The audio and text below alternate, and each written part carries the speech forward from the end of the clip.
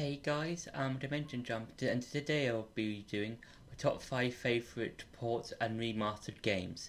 Now, when it comes to ports and remastered games, I feel like it's an interesting way of bringing old games to new platforms, and I think it's a nice way of having new fans of certain franchises like The Legend of Zelda, Crash Bandicoot, or any other video game series to experience old games that came out years and years ago. And in today's video, I'll be going over some of the ports and remasters that have been released over the last few years, also since we've had remastered of games, and just talk about some of my favorites. So for number 5 is Mario Kart 8 Deluxe. Now, this game is probably, I think, a good port over to the Switch because this was more of a because this was a Wii U exclusive before the Switch came out, and we got Deluxe.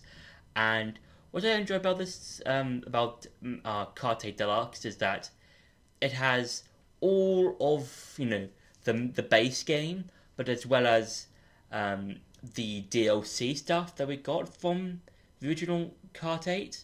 Like we got the Triforce Cup, the Animal Crossing Cup, as well as the characters like Link, I think Dry Bones Bowser, the villagers from Animal Crossing, and as well as we have over the last I think year and a half roughly ish. I'm not 100% sure of how long it's been going on for, but we have been seeing new waves of DLC over the last, as I said, year and a half or so, and that's really cool. And I think people who might not have experienced Mario Kart 8 because the Wii U wasn't that great of a console commercially. It was basically just a Wii with a gamepad. Not a lot of people might not have experienced Kart 8 or Mario Kart 8, and with Kart 8 Deluxe and the success of the Switch, more people will be able to experience Mario Kart 8 with all the characters, the tracks, as well as new tracks. And I think a lot of the tracks are really fun, even in the waves we've been given.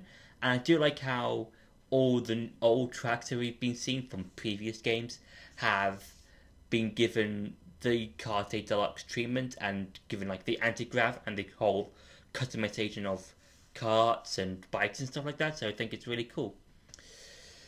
For number 4 is Hyrule Warriors Definitive Edition. Now, I really enjoy Hyrule Warriors, whether that is the original one or the Breath of the Wild one.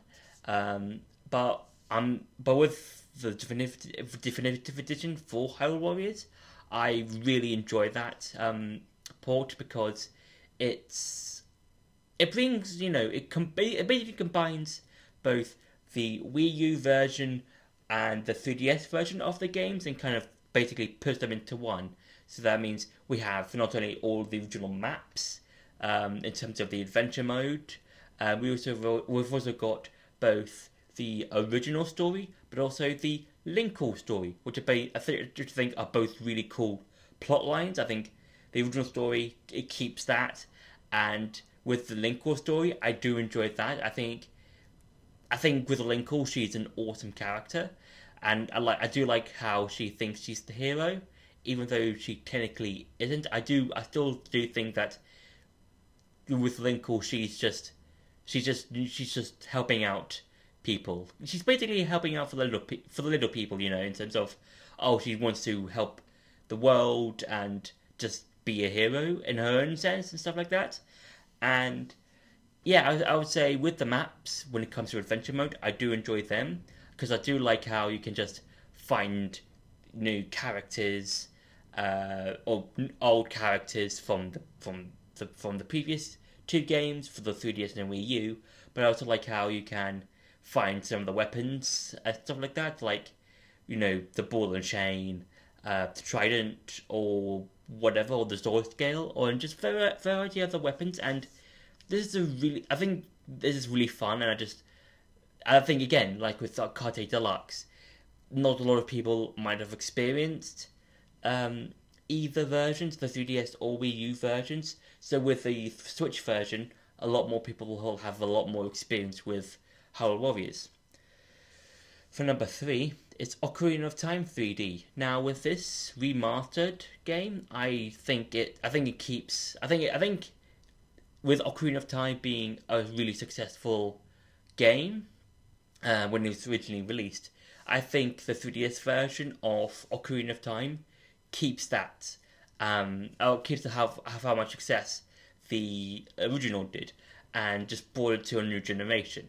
And I do like. I think graphically it's a whole lot better, because if you compare both the original with the 3DS versions, you can clearly see that the 3DS version is a whole lot better, and it feels fun to move about in this version of Hyrule, because everything is better, and everything feels more colourful and flashy and stuff like that. And I do enjoy how some of the puzzles are redone in a sort of sense. For instance, the whole of the water temple, about during the halfway point of the game, in the original Ocarina of Time, you had to like go to the menu, switch to the iron boots, come out, and then just do that whole process like 100 times.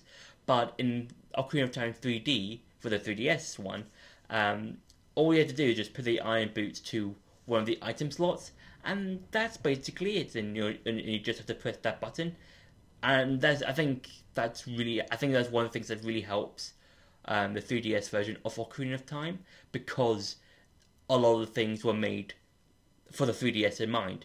And I do like how in the hero mode of Ocarina of Time, everything is flipped, and it's really enjoyable, because it means you have to really think about, okay, you basically have to think about everything but mirrored, in a sort of sense. So I think that's really cool, and I think it's a really well done remaster. For number 2 is Skyrim for the Switch. Now, before I got a Switch, and before I played Skyrim, I had heard about Skyrim a bit, because the only thing I knew about Skyrim before I played it when I first got my Switch was that you fought dragons.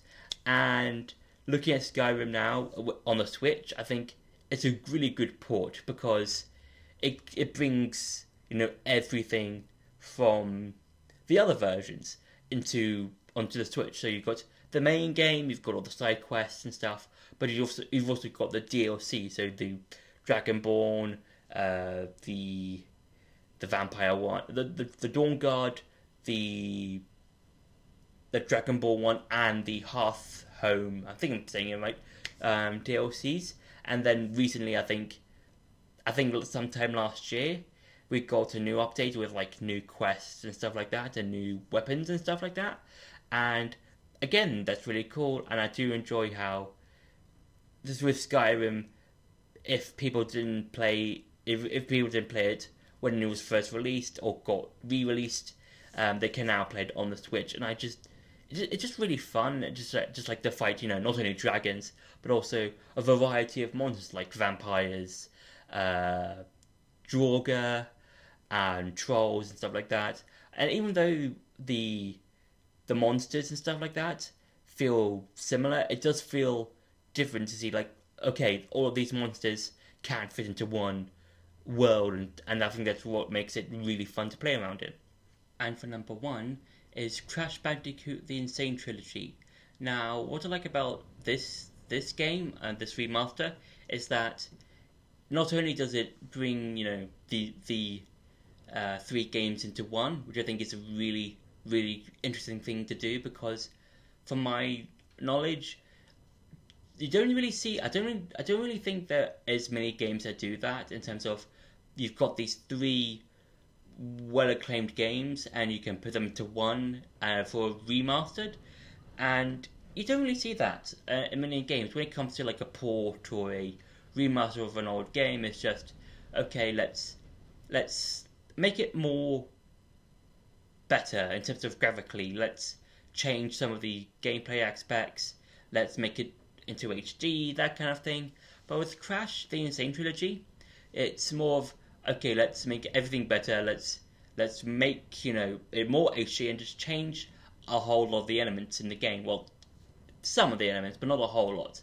And one of those elements that I do like that's different from the original is that I believe in the original trilogy, or in Crash 1 specifically, you could only, if you wanted to get the gems, you had to get every single box without dying, and then the remastered version of Crash 1, depending on how many times you died, you will still get the gem even if, as well, if you got all the boxes, you'll still get the gem even if you died or lost 5 lives or something like that.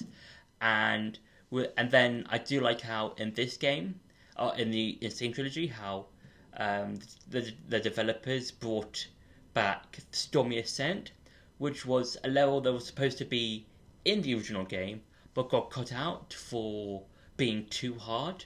And from playing it a couple of times when I got it from the Insane Trilogy, Stormy Ascent is quite difficult to do because you've got moving platforms that go quite quickly. You've got vanishing platforms that you have to not only land on, but also jump off from as soon as you hit them. And it's all just thinking. Basically, to think 5 moves in advance, and that sort of thing. And I also like how in Crash 3, the developers make a new bonus level like Stormy Ascent, and that's called Future Tense. And with that, it's again quite difficult because you've got these laser things going across the platforms. You've got these sort of machine enemies that can throw rockets. You've got a whole lot of obstacles to get past, and I think that's quite difficult to do because I think it's not impossible.